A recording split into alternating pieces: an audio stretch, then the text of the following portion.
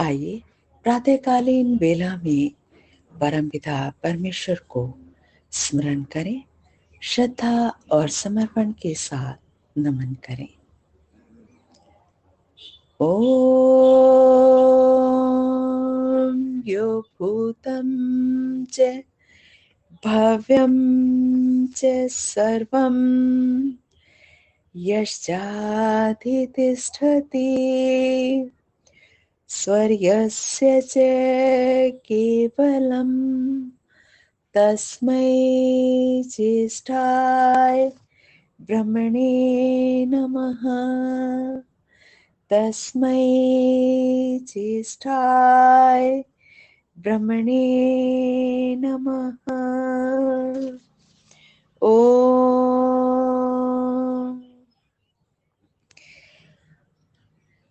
वेदवाणी प्रभु की निर्मल और पवित्र वाणी। वेद हमारी संस्कृति के मूल आधार हैं। वेद परमात्मा की दिव्य वाणी है। वेद हमारे प्राण है, हमारा जीवन है, सर्वस्व है।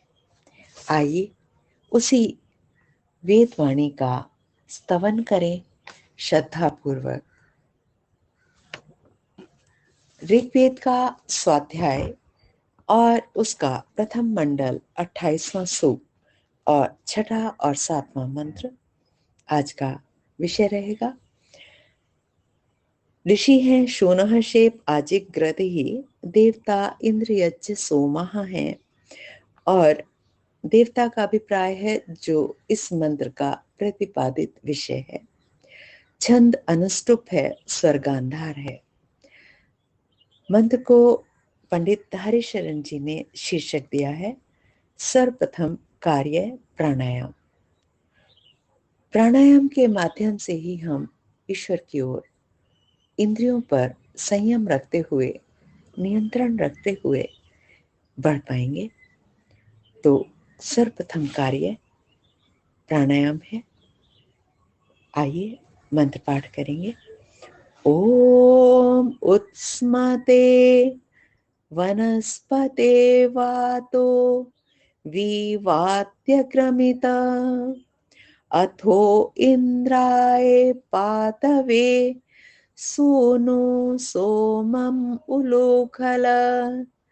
सूनु सोमम उलूखल। ओम। इससे पूर्व मंत्र में बताया गया कि हृदय में प्रभु के नाम का स्मरण करने पर वासना विनष्ट होती है, वासनाओं का नाश होता है और ज्ञान का प्रकाश चमकता है। इस ज्ञान के प्रकाश वाले व्यक्ति को यहाँ इस मंत्र में वनस्पति शब्द से कहा गया है। यह प्रतिदिन प्रातः सर्वप्रथम यह कार्य करता है कि प्राणायाम के द्वारा शरीर में वायु का विशेष संचार करने के लिए यत्नशील होता है और उसको करता भी है। और हे ज्ञान रश्मियों के स्वामिन, तेरे जीवन में इत अग्रम निश्चय से सर्वप्रथम वातः वायु विवाति स्म विशिष्ट रूप से गति करती है। प्राण साधना के द्वारा तो वायु का सारे शरीर में उत्तमता से, श्रेष्ठता से संचार करता है। अथ उ और अब हे उलूखल हृदय अंतरिक्ष, तू इस इंद्राय प्राण साधना करने वाले जितेंद्रिय पुरुष के लिए पातवे शरीर में ही व्याप्त करने के लिए सोमम सोनु सोम का सवन कर हमारे शरीरों में सोम का संपादन हो और साथ ही उसका शरीर में ही व्यापन हो। इस व्यापन के लिए प्राणायाम ही सर्वोत्तम उपाय है, श्रेष्ठ उपाय है। इसीलिए यह ज्ञानी पुरुष जो प्राणायाम की साधना कर रहा है, इसीलिए यह ज्ञानी पुरुष प्राणायाम को जीवन के दैनिक कार्यक्रम में सर्व प्राथमिकता देता है। अर्थात प्राणायाम को किसी दिन भी साधक को छोड़ना नहीं चाहिए। प्रतिदिन नियम पूर्वक प्राणायाम संपन्न करना चाहिए। भावार्थ, हमें ज्ञानवान बनकर प्राणायाम को सर्वाधिक महत्व देना चाहिए।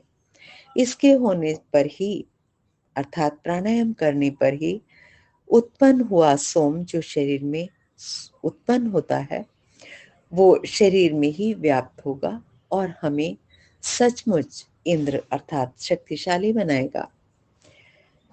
अगला मंत्र यज्ञ शक्ति व उच्च विहरण मंत्र का शीर्षक है। मंत्र पाठ। ओम आयजी वाजसात माता ह्य उच्चा विजर्भृतः हरि इवान्धांसि बप्सता हरि इवान्धांसि बप्सता। ओम। इससे पूर्व मंत्र में सोम का प्राण साधना के द्वारा शरीर में व्यापन करने वाले पति पत्नी आयची सोम को सर्वथा अपने साथ संगत करने वाले व यज्ञशील होते हैं। इस सोम को अपने साथ संगत करने का कारण ही ये अधिक से अधिक शक्ति का संभजन करने वाले होते हैं, अपनी अधिक से अधिक शक्ति को उत्पन्न करते हैं और उसे शरीर में ही रोक लेते हैं। कहने का अभिप्राय है शक्तिशाली बन जाते हैं। शक्ति संपन्न बनकर क्या होगा?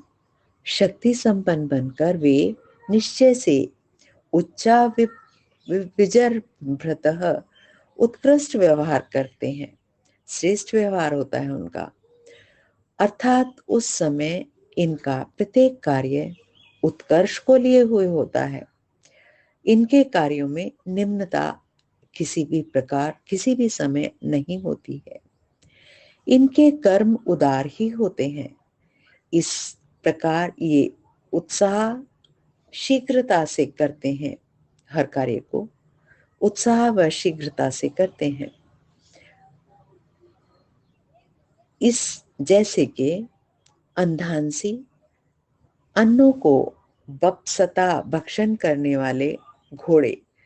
यहाँ हरि का शब्द का अर्थ घोड़ों से लिया है और इससे पूर्व भी हरि शब्द का अर्थ इंद्रियों से लिया गया था।